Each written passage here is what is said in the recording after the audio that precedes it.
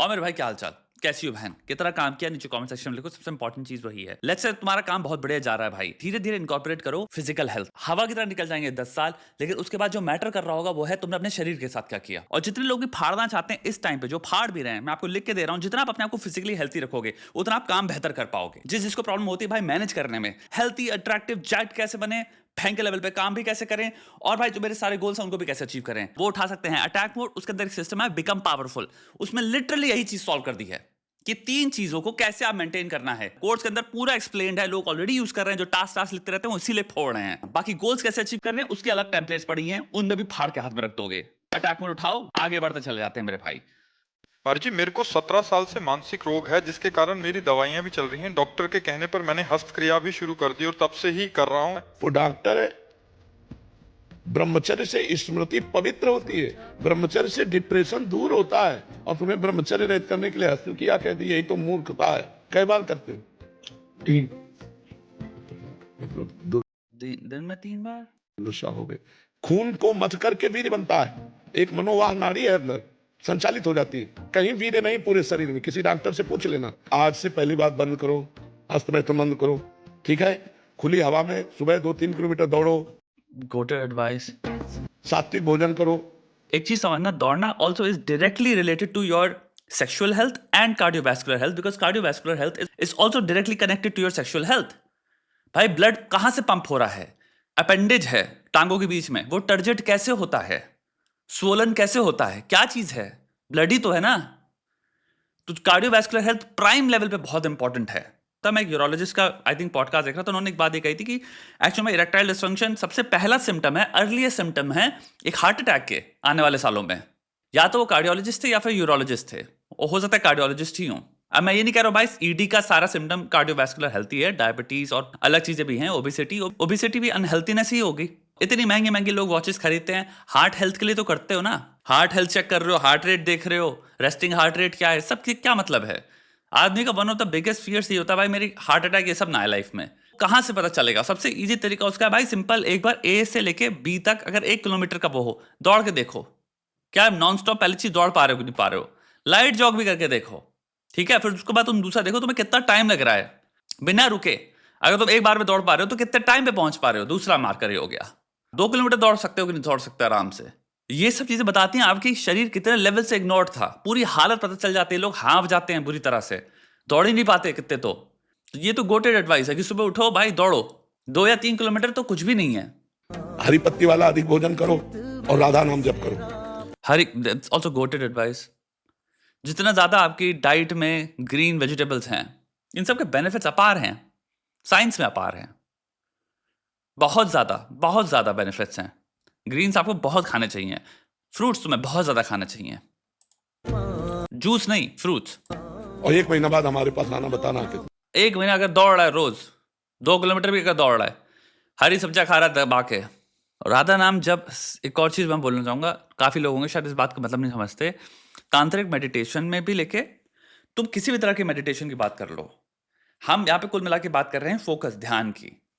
सो इसके benefits multiple हैं।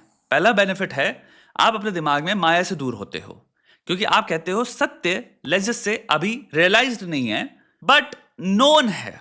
तो अगर राधे, जय श्री कृष्ण, ओम ओम ओम नमः शिवाय, ओम नमः शिवाय, जय महादेव, आपका कोई भी जो मंत्र है, सिंपल ओम मंत्र ले लो। अगर आप उसको बार बार जपते रहते हो, अगर आप इस बेसलाइन रियलिटी पे चल रहे हो कि ये तो सत्य है, मुझे बाकी चीजों का अभी मैं स्केप्टिकल हूं, let's just become a skeptic, ये सत्य है। लेकिन जिसने रचना करी है इस पूरे सृष्टि की, क्रिएटर है, एटलीस्ट मैं सिर्फ उसका नाम अगर लेता रहा हूं, तो वो तुम्हारा मंत्र हो गया।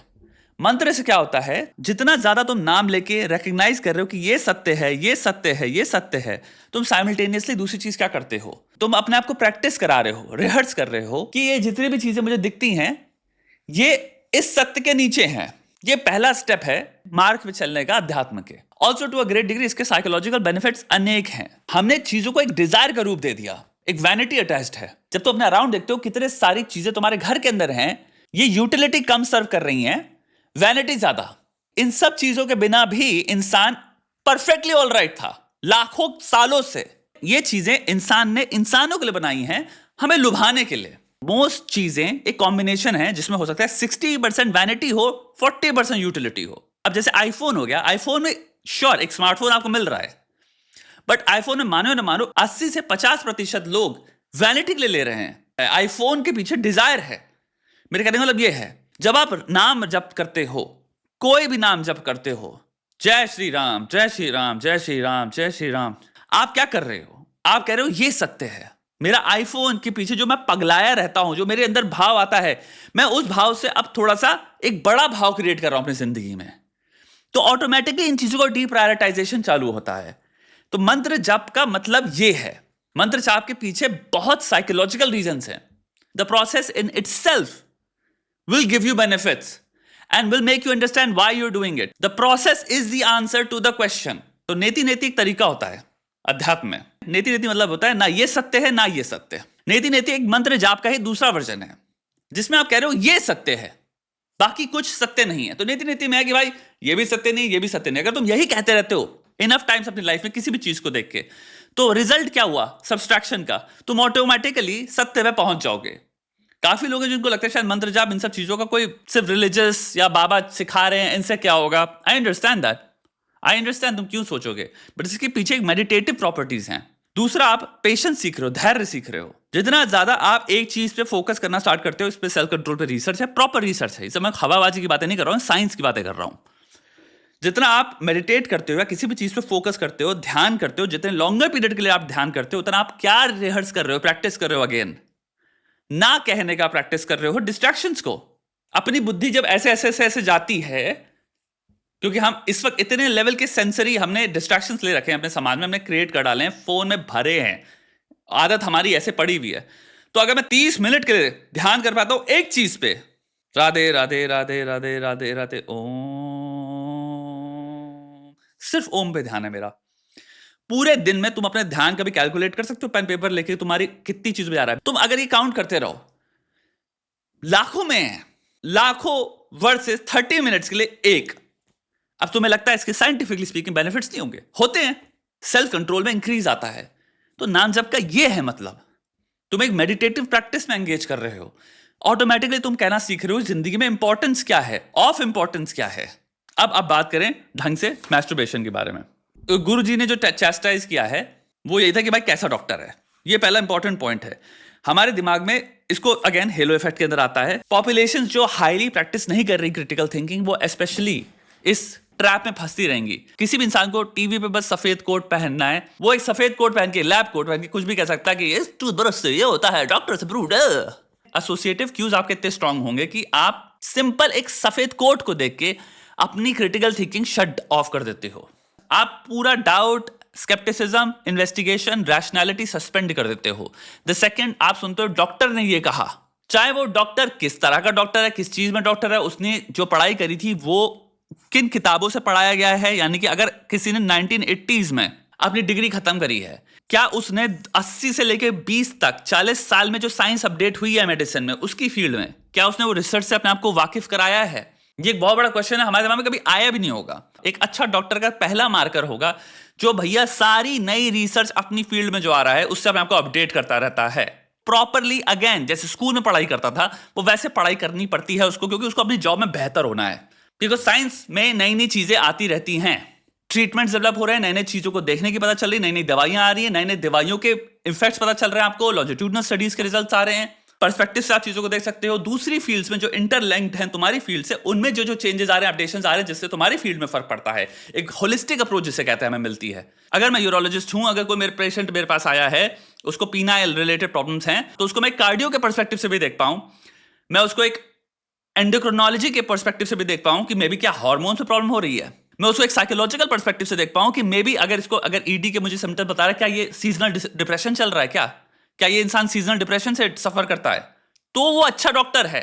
मैं तो डॉक्टर ही नहीं हूं, मैं तो यहां पे बातें फेंक रहा हूं। एक अच्छे डॉक्टर को भयंकर लेवल पे 50 पर्सपेक्टिव से देखना आना चाहिए एक प्रॉब्लम को, क्योंकि सब इंटरकनेक्टेड है। आप कौन सी मेडिकेशन पे हो, अलग अलग तरह के ऑर्डिनेट हो सकता है, उसका साइड इफेक्ट कुछ हो रहा हो। कोई हो सकता है हेयर झड़ रहा है किसी के, उसकी मेडिसिन ले रहा है, हो सकता है उसका एक साइड इफेक्ट है। लेकिन हमारे भाई साहब जो डॉक्टर है उन्होंने पूछा ही नहीं, उन्होंने डायरेक्ट सब्सक्राइब कर दी। आदमी आया, वो क्या करते हैं, डायरेक्ट गोलियां लिख देते हैं। 15 मिनट में इंसान कंसल्टेशन खत्म करता है, सीधे गोली लिख देता है, लो भैया तुम, मे बी तुम्हारे को कार्डियोलॉजिकल प्रॉब्लम्स है, मे बी डायबिटिक सिम्टम्स हैं। एक एंगेज प्रोलॉन्ग जो एक इन्वेस्टिगेशन होती है, इसे कहते हैं प्रॉब्लम सॉल्विंग। और एक अच्छा डॉक्टर ये होता है, होलिस्टिकली देख रहा है चीजों को। बट हम कभी सोचते नहीं है, हम सोचते हैं कहां डॉक्टर ने ये कहा। सबसे डरावनी चीज ये है, क्योंकि कितनी मैं देखता हूं व्हाट्सएप पे फॉरवर्डेड क्लिप्स की डॉक्टर वर्ड लिखा है और वो कुछ भी बोल दे रहा है किसी भी फील्ड पे, आदमी आंख बंद करके सुन रहा है। इससे डरावनी कोई चीज नहीं है, क्योंकि हम क्रिटिकल थिंकिंग में इतने बिहाइंड हैं जिसकी कोई हद ही नहीं है। मैं नहीं कह रहा भाई वो जो कह रहा है वो गलत है, अगेन मैं ये कह रहा हूं वो जो कह रहा है इसकी कोई गारंटी नहीं, सही भी है। जैसे आपके भैया गांव में अलग अलग प्रकार के व्यक्ति होते हैं जिनकी अलग अलग तरह की इडियोसिंक्रेसीज होती हैं, विचार होते हैं, इंक्लिनेशंस होते हैं, कोई किसी तरह के हो सकता है कंस्पिरेसी थ्योरी में दिमाग रखता हो। सिमिलरली तुम्हें डाइवर्जेंस डॉक्टर से और हर चीज में मिलेगा। तुम्हें ऐसे डॉक्टर मिलेंगे जो कि ऐसे ऐसे खतरनाक चीजों पर विश्वास रखते हैं, ऐसे ट्रीटमेंट से विश्वास रखते हैं, उनके व्यूज ऐसे रेडिकल और वियर्ड से हैं जो कि साइंटिफिक कंसेंसस रिसर्च उसको सपोर्ट नहीं करती, बल्कि प्रूफ है उन चीजों के विपरीत। तुम अगर उसको एक थ्योरी की तरह प्रेजेंट कर रहे हो, स्टिल साइंटिफिक। कोई इंसान व्हाट्सएप फॉरवर्ड में बैठ के फैक्ट्स की तरह प्रोड्यूस कर रहा है अपनी चीजें। यहां पे मेन पॉइंट जो है वो है स्केप्टिसिज्म का। आप इतने बुरी तरह से हेलो इफेक्ट में पड़े हुए हो कि आपकी क्वेश्चनिंग एबिलिटी ही खत्म हो जाती है। ये जो कह रहे हैं कंप्लीटली सही है। यहां पे मैं एक छोटा सा एग्जांपल दूंगा, एनेक्डोटल। कितनी बार हुआ है आपके घरों में किसी न किसी रिश्तेदार को कोई परेशानी हुई थी, आप हॉस्पिटल लेके गए, आपको डायग्नोसिस मिला, इलाज चला, फिर आप किसी दूसरे डॉक्टर के पास पता लेके गए तो पता चला वो जो इलाज चला था पहला पूरा मिस डायग्नोसिस था, पूरा और एक्चुअली में मोर हार्म हो गया उससे। मेरे को हॉस्पिटल्स तक पूरे पता है कि हॉस्पिटल में लेके गए, वहां पे कंबाइंड लोग ये सब कर रहे थे, फिर दूसरे अस्पताल में जब लेके गए तब सही चीज पता चली, वहां वो कुछ और ही डायग्नोसिस ही कुछ और कर दिए थे, और ट्रीटमेंट जो बता रहे थे वो पता नहीं क्या था। यहां पे दूसरे अस्पताल में जो ट्रीटमेंट था वो 1/4 था इसका, उसमें इंसान सही भी हो गया, तंदुरुस्त भी हो गया, साल हो चुके हैं, वो अपना बढ़िया चल रहा है। और वो जो बता रहे थे वो इतना एक्सट्रीम ट्रीटमेंट था जिसकी कोई हद नहीं है। हुआ है कि नहीं हुआ है? यहां पे बेस लेवल पे क्या चला दिमाग? Critical thinking. आपने डाउट किया पहली बार, आपने हेलो इफेक्ट के बेसिस पे जो भी इंसान के मुंह से निकला, आपने नहीं कहा कि यही सत्य है, वो जो कह रहा है वही होगा। नहीं, आपने कहा नहीं मैं सेकंड ओपिनियन लेना चाहता हूं, आप दूसरी जगह लेके गए। मैं कह रहा हूं जैसे इंसान होते हैं वैसी वो भी हैं, वो भी एक इंसान है। अच्छा डॉक्टर वो है जो एक्चुअल में क्रिटिकल थिंकिंग वो भी प्रैक्टिस कर रहा है, यानी कि मैं कितने पर्सपेक्टिव से एक चीज को देख सकता हूं, इसे कहते हैं होलिस्टिक अप्रोच। मैं इतना लिख के दे सकता हूं, आप कितने डॉक्टर के पास जाते होगे जो कि होलिस्टिक अप्रोच लगाते ही नहीं है, क्योंकि क्रिटिकल थिंकिंग एक नॉर्मल जनरल पॉपुलेशन में मोस्ट लोग प्रैक्टिस नहीं करते। एक अच्छा डॉक्टर है जो खतरनाक लेवल पे टेस्टिंग कराएगा तुम्हारी, वो एक्चुअली में एनी डे बेटर डॉक्टर है, क्योंकि वो इतने पर्सपेक्टिव से देखेगा तुम्हारी चीज कि वो कहेगा मैं डाउट नहीं छोड़ना चाहता। तो इवन दो कॉस्ट पड़ेगी, श्योर, मिस डायग्नोसिस या रॉन्गफुल डायग्नोसिस कम हो जाएंगे, करेक्ट डायग्नोसिस बहुत हाई हो जाएगा। ऑल्सो हो सकता है बाकी अदर की कुछ प्रॉब्लम्स हो तो वो भी पता चल जाएंगे आपको। एक पर्सनालिटी टाइप हो गया जो हाईली थोड़ा सा थ्रेट डिटेक्शन में हाई आते हैं, हाई थ्रेट डिटेक्शन होता है जिनके अंदर। हो सकता है एंग्जाइटी थोड़ी सी ज्यादा हो, आपको कुछ ऐसे डॉक्टर्स मिलेंगे, आप कहोगे कि इतने सारे टेस्ट क्यों लिख दे रहा है। अच्छी बात है, अच्छी बात है, तुम्हारे टेस्ट बुरी चीज नहीं है बॉडी के, वो कुछ ना कुछ बता रहे तुम्हारे बारे में। बेटर सेफ देन सॉरी, करवा लो टेस्ट भैया। सो कमिंग बैक टू तुम्हारा क्रिटिकल थिंकिंग, डॉक्टर वर्ड की क्रेडिबिलिटी पे मैं कुछ भी मान लूंगा, अरे इन्होंने कहा तो यही होगा, ये नहीं खाना चाहिए। डॉक्टर ऐसे टर्म्स पे रिलाय पागल की तरह, अंधे की तरह मत करो। अंधा वर्ड बहुत इंपॉर्टेंट है। दूसरा, updated knowledge any day will make sense to you. वो जैसे बताई जा रही होगी ना, तुम्हारा दिमाग उड़ जाएगा, क्योंकि वो इतनी इलैबोरेट होगी, क्योंकि उस इंसान ने इतना स्टडी किया। जब वो तुम्हें कम्युनिकेट करेगा तो तुम्हें सुन के लगेगा कि हाँ दिख रहा है मुझे 5 पर्सपेक्टिव से कि कहां से बात आई है, इट मेक सेंस। हाँ, वो एडवाइस मच बेटर है। अब आया एडवाइस, डॉक्टर ने कहा करो हस मैथुन। प्रॉब्लम क्या है इस एडवाइस के साथ? पहला, कितना है जिसको हम कहेंगे हाँ इससे कोई परेशानी नहीं है, ये तो नॉर्मल है। कितना है जो कि हमें करना चाहिए, जो कि हेल्थी है। अब हस्त मैथुन को रखो कॉन्टेक्स्ट में, 2025 में रियलिटी। हस्त मैथुन कॉन्टेक्चुअली कनेक्टेड है हाइपर स्टिमुलाई से, हाइपर वासना से। सो मैं अगर फोन उठा के बैठा हूं, कितने लेवल का स्टिमुलाई है जो कि ट्रिगर्स की तरह ऐड करते हैं, जो मेरे को दिन में ना अगर मैं प्लान भी कर रहा था तो मुझे हस्त मैथुन करवाते हैं। सिंपल सा अपने आप को कंपेयर करो एक व्यक्ति से जिसका नाम है शान। शान व्यक्ति रहता है 1800 सदी में। आज हम बात कर रहे हैं 2025 का।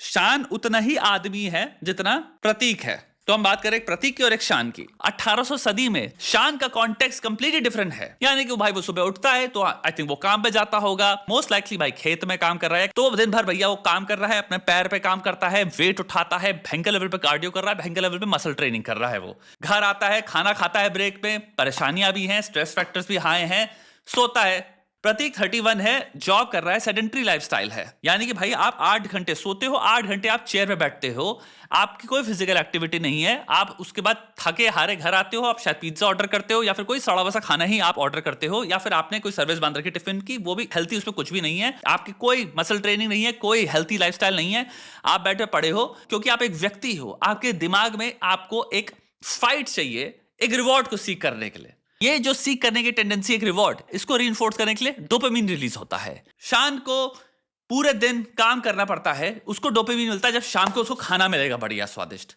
तब उसको डोपामिन मिला। तो शान का डोपामिन बहुत ही हद तक हार्मनी में है विद ब्रह्मचार्य, जैसे ब्रह्म ऑपरेट करता है, नेचर ऑपरेट करता है। एक बंदर को 80 पेड़ों पे छलांग लगानी पड़ती है, उस करीब रहना पड़ता है उस नेचुरल या इकोलॉजी के, जहां पे जो फूड के रिसोर्सेज हैं वो करीब हैं, वो इसलिए क्योंकि जब उसको फूड सोर्स मिलता है तो डोपामिन रिलीज होता है उसके ब्रेन में, तो वो मोटिवेटेड होता है कि इस रिवॉर्ड को सीख करने से, और उस रिवॉर्ड को सीख करने से उसकी फिटनेस बढ़ती है, इसलिए डोपामिन आपके ब्रेन में रिलीज होता है। ये था डोपामिन का पूरा cause. For the longest period of time human history में एवोल्यूशन के पॉइंट ऑफ व्यू से रिवॉर्ड अटैच था उन चीजों में जो आपके जीवन को लंबा करते थे।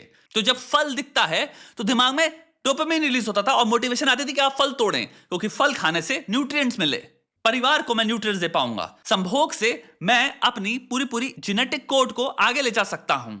तो जब औरत दिखती है इसलिए डोपामिन रिलीज होता है, आपको अट्रैक्शन दिखा, आप चाहते हो रिश्ता बिल्ड करना, इसमें आपकी साइकोलॉजिकल हेल्थ बेहतर होगी क्योंकि आपके पास एक पार्टनर है, दूसरा आप एक फैमिली बिल्ड करते हो, तीसरा आपका जेनेटिक कोड आगे जाता है। For the longest period of human history dopamine release होता है एनवायरमेंट्स में जहां पे रिवॉर्ड्स स्कैर्स थे, मतलब बहुत मुश्किल से रिवॉर्ड मिलते थे। ब्रेन टेक्निकली हमारा जो है वो ऐसे बना है, इस तरह के डोपामिन रिलीज के लिए बना है। अब आपने ये फोन उठाया, सुंदर लड़की दिखी, जो 1800 सदी में जब 16 साल के शान को एक 16 साल की लड़की उसके गांव में जब दिखी होगी, जिससे उसका होगा कि हाँ यार मैं इसके साथ शादी करना चाहूंगा, जो डोपामिन रिलीज होता होगा, तो मोटिवेशन आती होगी इसको यार मैं कैसे पटाऊं, प्यार करूं, उसके पापा से बात करूं, अपने मम्मी पापा से कहूं कि बात करें इससे, जो भी हो वो तुम्हें अब मिलता है same dopamine release the second तुम कोई इंस्टाग्राम मॉडल को रैंडमली अगर स्क्रॉल भी करो, तुमने फॉलो भी नहीं कर रखा है, तो वो भावना सेम है जो शान के मन में आती है कि यार इसको मैं कैसे पाऊं। ये कॉन्शियस थॉट नहीं है, ये इम्प्लिसिट थॉट है, ये हार्मोनल लेवल पे हो रहा है। तो तुम्हारा डोपामिन रिलीज हुआ, वासना भी है, लस्ट भी एक स्ट्रॉन्ग मोटिवेशन है। आज के टाइम पे प्रतीक के लिए 31 साल में ये भावना जो कि एक ह्यूमन भावना है, motivation to seek a partner, वो अब चेंज हो गई है सिर्फ लस्ट एस्पेक्ट में। तो आप जब भी फोन उठा रहे हो, आपको जब भी कोई भी इंस्टाग्राम मॉडल या जो भी जिनको देख के आपका हंसमैथुन चलता है, खतरनाक लेवल पे आपने फॉलो कर रखी, खतरनाक लेवल पे आप रोक नहीं पाते हो, भयंकर लेवल पे डिजायर होता है। अगर उस डिजायर को अगर आप इंस्पेक्ट करोगे तो आप देखोगे उसमें आपको मिलेगा एक हल्का सा प्यार भी करने की है, काश ये मेरे लाइफ में ऐसा कोई हो, ये भी भावना होती है। 4-5 भावना है कि अंदर, यार कितनी अट्रैक्टिव है, संभोग की भावना बहुत स्ट्रांग है, लस्ट, ऐसा एक पार्टनर चाहिए जीवन में, भाई एक बार ऐसा पार्टनर मिल जाए, भाई क्या जिंदगी खुशहाल हो, ये हो। तो आप ये चीज देख रहे हो, ये सारे मोटिवेटिंग फैक्टर्स हैं, ये नॉर्मल थे 1800 सदी वाले इंसान के लिए। तो शान अगर रात को लेटा हुआ है और सोच रहा है अपने पार्टनर जिसके साथ वो जिंदगी व्यतीत करना चाहता है, और शान अगर हंसमैथुन करता है सोच के, तो उसमें कोई बहुत बड़ी हानि नहीं होगी जीवन में। और शान कर कैसे रहा है? सोच के कर रहा है। शान के पास ना कोई चित्र है, ना वो उसको देख के कर रहा है, ना कोई वीडियो है, कुछ भी नहीं है उसके पास। प्रतीक जब हंसमैथुन करता है, आपकी पीनिस इरेक्ट भी नहीं होती, एक छोटी सी चिड़िया का गला घोटने जैसा काम हो गया। इस कॉन्टेक्स्ट में अब डोपामिन अब्यूज हो रहा है, जो उसका फंक्शन था उसके चीथड़े उड़ चुके हैं। तो लड़के ने उत्तर क्या दिया गया 3 बार। 2025 के टाइम पे स्टिमुलाई को अगर कंपेयर करो 1800 सदी में, तो जब भी एडवाइस आप सुनो किसी साइकियाट्रिस्ट कोई बता रहा है मेरे को कि अरे इसमें हंसमैथुन में कोई प्रॉब्लम नहीं होती, लेकिन वो एक्ट को जब आप कॉन्टेक्स्ट में पुट करते हो तो वो एक्ट कॉन्टेक्स्ट के साथ क्या बन जाता है। 1800 में वो एक्ट कभी प्रॉब्लमेटिक हो ही नहीं पाता। मैं इन जनरल पॉपुलेशन की बात कर रहा हूं। इस जनरेशन में जो कॉन्टेक्स्ट अटैच्ड है, जिसमें आ जाती है गंदी पिक्चरें, इंस्टाग्राम, ओनली फैंस, दबा के अनलिमिटेड घटिया फोरम्स, रेडिट, इतना कुछ तो भरा है भाई, इतना ज्यादा भरा है, इतना ज्यादा भरा है। आपकी रियलिटी लस से पागल की तरह आपके अराउंड है।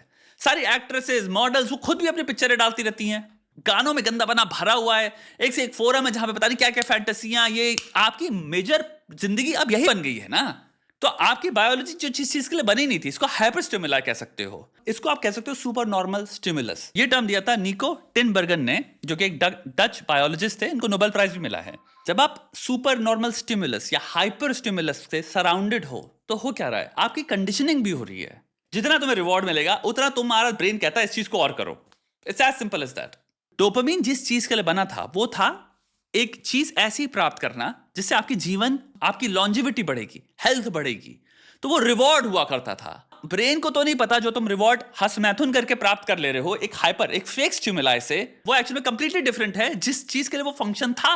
आपकी बायोलॉजी को वो चीज नहीं पता, क्योंकि आपकी बायोलॉजी तो मिलियंस ऑफ ईयर्स से कंपोज हुई है। ये जो रियलिटी है ये हमने 10 साल 20 साल में क्रिएट करी है, बल्कि कह सकते हो 50 साल में, क्योंकि टीवी में भी हम गंदी पिक्चरें तो टीवी पे भी हम ले आए थे। लेकिन 60 साल का कोई लाखों सालों से कोई कंपैरिजन थोड़ी है। तो आप जितनी बार भी हंसमैथुन करते हो, आप वो रिवॉर्ड प्राप्त कर रहे हो, अपने ब्रेन को दे रहे हो, लेकिन आपको वो अचीवमेंट नहीं मिल रहा। इसीलिए रिवॉर्ड के बाद इमीडिएट आता है रिग्रेट। इमीडिएटली आपको रिग्रेट आएगा बहुत खतरनाक लेवल पे कि क्या कर रहा हूं मैं कितना ज्यादा करता हूं, मैं ये क्यों करता हूं। जब आप कंडीशन कर रहे हो, अगेन सुपर नॉर्मल स्टिमुलस, यानी कि अलग ही तरह से परफेक्शन दिखने वाली लड़कियों के साथ देख देख के, अगर आप कह रहे हो मेरा यही स्टिमुला है जिसके बेसिस पे खड़ा होता है, तो भाई आपका क्या होगा, साइकोलॉजिकल खड़ा नहीं होगा। जब आपको एक ऐसी बॉडी दिखेगी जो कि नॉर्मल लड़कियों की होती है, उसमें आप कहोगे फ्लॉज हैं, क्योंकि आप कंपेयर किससे कर रहे हो, परफेक्शन से। एक ये प्रॉब्लम होगी। तो इसको साइकोलॉजिकल ईडी के अंदर आता है, ये ऑलरेडी रिसर्च में चल रही है। तो जितने लोग भी जो कहते हैं मैस्टरबेशन करो, खूब हंसमैथुन करो, इसको एक्सप्लेन कर सकते हो। क्योंकि आदमी कर कैसे रहा है, देख के तो कर रहा है ना। किसको देख के कर रहा है, हाइपर परफेक्ट स्टिमुलाई को देख के कर रहा है। तो वो किस चीज को देख के वो कंडीशन कर रहा है कि मेरा खड़ा होगा। क्लासिकल कंडीशनिंग है ये। तुमने जितनी भी तरह की पिक्चर देखी जिसमें जो हुआ था, जिससे तुमने अपना एसोसिएट कर दिया है खड़ा होना, जब वो नहीं होगा बिस्तर पे तुम्हारी इंटीमेसी में, तो तुम्हारा नहीं होगा, तुम रिस्पॉन्ड ही नहीं कर पाओगे। जो ब्रेन को तुमने एक्साइटमेंट से एसोसिएट कर दिया है जिस लेवल की, वो तुम्हें रियलिटी में थोड़ी मिलने वाली है। तुम्हारे रिश्ते सफर करेंगे, तुम हो सकता है फंक्शन ही ना कर पाओ बेड पे, और तुम फिजियोलॉजिकली कोई प्रॉब्लम नहीं है मेरे भाई, तुम फंक्शन नहीं कर पा रहे हो कि साइकोलॉजिकल प्रॉब्लम है। तो वो किससे कॉज हुई, हंसमैथुन से तो हुई ना। लेकिन किस में, हंसमैथुन को कॉन्टेक्स्ट में रख के। आज का कॉन्टेक्स्ट बहुत डरावना है। ये स्लिपरी स्लोप है मेरे भाई। आप जितना इसके अंदर जाते होगे उतना एक्सट्रीम होता चला जाएगा। आप पता नहीं क्या क्या देख के क्या क्या सोच रहे होगे, और ये एक मेजर चंक तुम्हारी जिंदगी का लेके जाता है। तो जब साइकोलॉजिकली इस चीज को हम अगर ऑब्जेक्टिवली स्टडी करें, एक रीजन है जो लोग बहुत हंसमैथुन करते हैं, फिर वो घटिया भी फील करते हैं। आप ये नहीं कह सकते उनसे सोसाइटी करवा रही है, वो खुद से अपने आप को लेके कर रहे हैं। क्योंकि भाई वो तो कमरे में अकेले होते हैं जब वो महसूस कर रहे होते हैं कि मैं क्या कर रहा हूं, मैं क्या देखने लग गया हूं, अभी मैं क्या देख रहा हूं। उनको रियलाइज होता है बाद में। इतने सारे आपको मार्कर मिल सकते हैं रिग्रेट के। एक हो सकता है सिंपल, क्योंकि मैं 2 घंटे से कर रहा था, सुबह 2 घंटे वेस्ट किए, अभी 2 घंटे वेस्ट किए, मैंने गोल्स असाइन किए थे, 4 घंटे मैंने चीजें वेस्ट कर दी हैं। ये एक अलग तरह का रिग्रेट है जो एसोसिएटेड तो हंसमैथुन से ही है। कंक्लूजन पे आते हैं। कंक्लूजन सिंपल से ये है मेरे भाई, जो मैं बात कह रहा हूं biologically, evolutionarily does not make sense any more. हमने ऐसे डिवाइसेस और रियलिटी बिल्ड कर ली है हाइपर स्टिमुलाई की in all facets of life. By the way, हर चीज को हम स्टेरॉइड्स पे एक्सप्लोर कर रहे हैं। हर चीज को, आदमी को दिखना कैसे चाहिए, हेल्थी आदमी की परिभाषा ही पता नहीं क्या से क्या अजीब ही उलझलूल हो गई है। सुंदर औरत की परिभाषा क्या उलझलूल। हर चीज में हाइपर है, hyper materialism, hyper perfection, hyper rich, हर चीज में हाइपर हाइपर हाइपर ही चल रहा है। तो हम पागल हो चुके हैं। कंजम्पशन जो है हमारा वो भी इस लेवल पे है। डिजायर का नीड क्या है, वो डिफरेंट है। नीड है आपको एक पार्टनर मिले, अब उससे तो हम जुदा हो चुके हैं। अब हम आ चुके हैं सिंपल हाइपर वासना में। भाई इतना ज्यादा हर जगह है। अरे टीवी में भरा हुआ है भाई, टीवी शोज में भरा हुआ है। मेरी बात समझो, मैं बायोलॉजिकल पर्सपेक्टिव से कह रहा हूं। इट्स इम्पॉसिबल टू अवॉइड तुम्हारा लस्टफुल स्टिमुलाई इस टाइम पे। पता नहीं क्यों गाना, एक जो खतरनाक कॉम्पोजिशन होनी चाहिए थी, तुम्हारा दिमाग को उड़ा देना चाहिए, एक आर्ट है, अब वो हाइपर सेक्सुअल हो चुकी है। आदमी का एक्सप्रेशन क्या है, हाइपर सेक्सुअली है। अब तो हम गानों में भी यही दिखा रहे हैं कि मैं हाइपर सक्सेसफुल हूं, और मेरे पास ये देखो 8 लड़कियां मेरे अगल बगल बैठी हैं। कोई मतलब है इन चीजों का? एक बायोलॉजी के पर्सपेक्टिव से देखो, एक एवोल्यूशन के पर्सपेक्टिव से देखो। मोरालिटी की तो मैं बात ही नहीं कर रहा हूं, सही गलत की बात नहीं कर रहा मैं अडेप्टिव और मैल अडेप्टिव की पॉइंट ऑफ व्यू से बात कर रहा हूं। अगर तुम्हारा एनवायरमेंट शान की तरह है, मैं तुम्हें लिख के दे रहा हूं, तुम कर ही नहीं पाओगे। वो एक्चुअली अडेप्टिव होगा।